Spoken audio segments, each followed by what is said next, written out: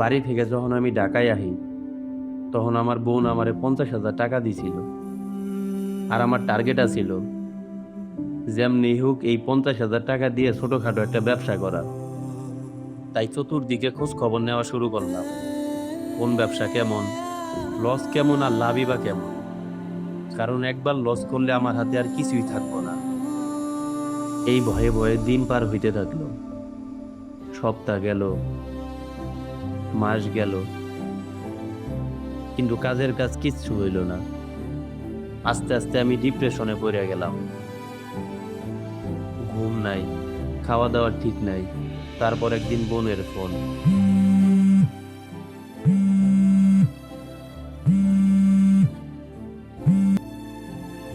Hello আপু।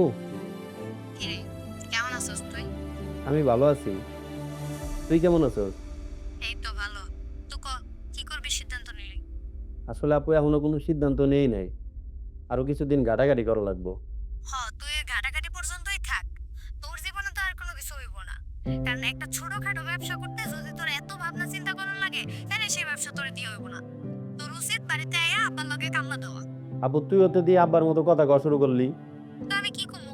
তোর তো টাকা দিয়া দিছি, তোর হাতে এখন টাকা আছে, তুই চাইলেই একটা ছোটখাটো ব্যবসা করতে পারোস। কিন্তু কোন ব্যবসা করবো এটাই তো বুঝতেছি না। বুঝছ না মানে?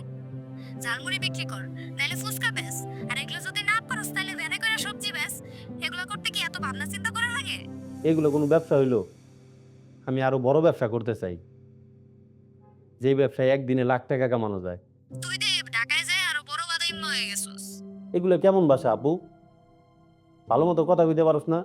সেরা গাতায় শুইয়া লাখ টাকার স্বপ্ন দেহস, আবার শুনতে চাস ভালো কথা? ফোন রাখ।